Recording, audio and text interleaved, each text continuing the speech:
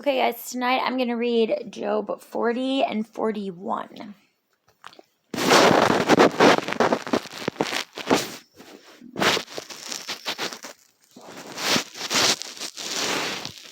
Okay. The Lord said to Job, "Will the one who contends with the Almighty correct him? Let him who accuses God answer him." Then Job answered the Lord, "I am unworthy. How can I reply to you? I put my hand over my mouth. I spoke once, but I have no answer. Twice, but I will say no more." Then the Lord spoke to Job out of the storm. "Brace yourself like a man. I will question you, and you shall answer me. Would you discredit my justice? Would you condemn me to justify yourself? Do you have an arm like God's, and can your voice thunder like his? Then adorn yourself with glory and splendor, and clothe yourself in honor and majesty. Unleash the fury of your wrath. Look at every proud man and bring him low. Look at every proud man and humble him. Crush the wicked where they stand. Bury them all in the dust together. Shroud their faces in the grave. Then I myself will admit to you that your own right hand can save you. Look at the behemoth which I made along with you, and which feeds on grass like an ox. What strength he has in his loins, what power in the muscles of his belly. His tail sways like a cedar. The sinews of his thighs are close knit. His bones are tubes of bronze, his limbs like rods of iron. He ranks first among the works of God, yet his maker can approach him with his sword. The hills bring him their produce, and all the wild animals play nearby. Under the lotus plants he lies, hidden among the reeds in the marsh. The lotuses conceal him in their shadow. The poplars by the stream surround him. When the river rages, he is not alarmed. He is secure, though the Jordan should surge against his mouth. Can anyone capture him by the eyes, or trap him and pierce his nose? Chapter 41. Can you pull in a Leviathan? Possibly the crocodile is what it says, with a fish hook, or tie down his tongue with a rope? Can you put a cord through his nose, or pierce his jaw with a hook? Will he keep begging you for mercy? Will he speak to you with gentle words? Will he make an agreement with you for you to take him as your slave for life? Can you make a pet of him like a bird, or put him on a leash for your girls? Will traders barter for him? Will they divide him among the merchants? Can you fill his hide with harpoons, or his head with fishing spears? If you lay a hand on him, you will remember the struggle and never do it again.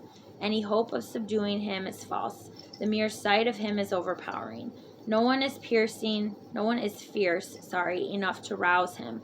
Who then is able to stand against me? Who has a claim against me that I must pay? Everything under heaven belongs to me. I will not fail to speak of his limbs, his strength, and his graceful form. Who can strip off his outer coat? Who would approach him with a bridle? Who dares open the doors of his mouth? Ringed about with his fearsome teeth, his back has rows of shields tightly sealed together. Each is so close to the next.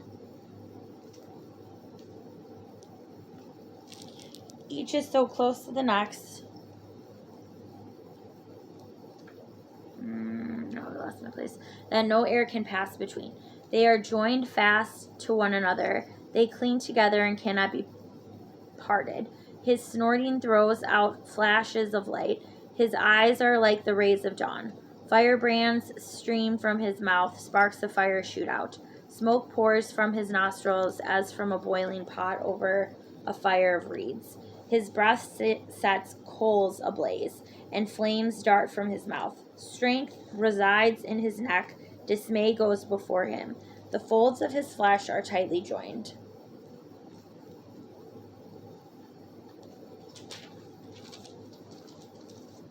They are firm and immovable. His chest is hard as rock, hard as a lower millstone. When he rises up, the mighty are terrified. They retreat before his thrashing. The sword that reaches him has no effect, nor does the spear or the dart or the javelin. Iron he treats like straw, and bronze like rotten wood. Arrows do not make him flee. Sling stones are like chaff to him. A club seems to him but a piece of straw. He laughs at the rattling of the lance.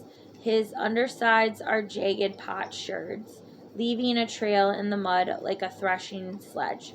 He makes the depths churn like a boiling cauldron, and stirs up the sea like a pot of ointment.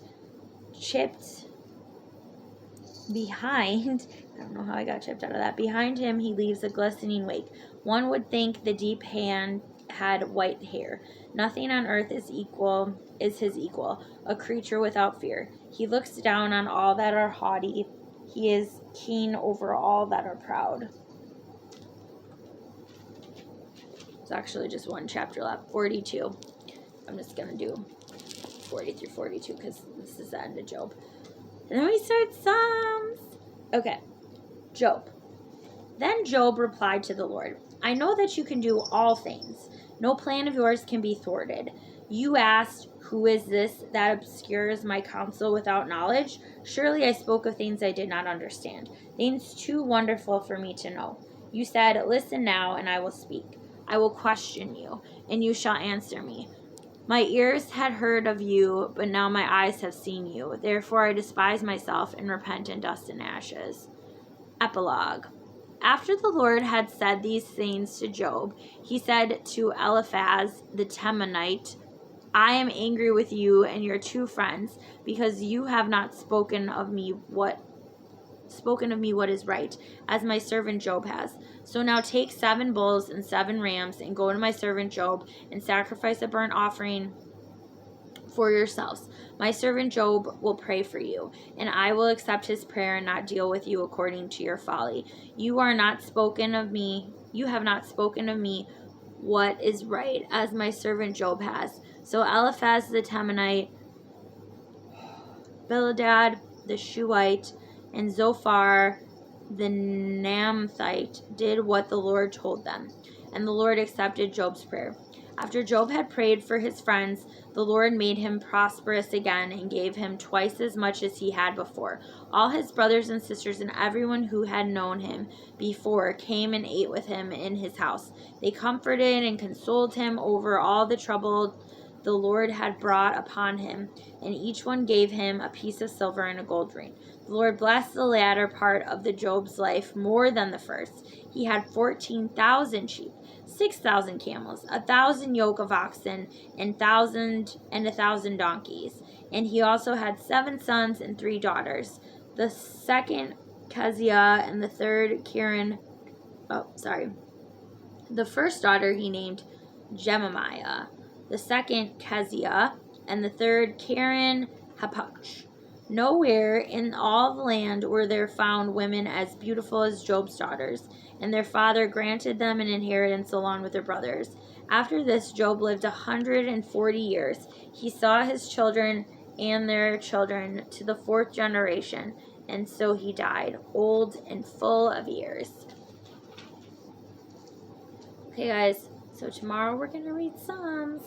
That's it for Job. Later.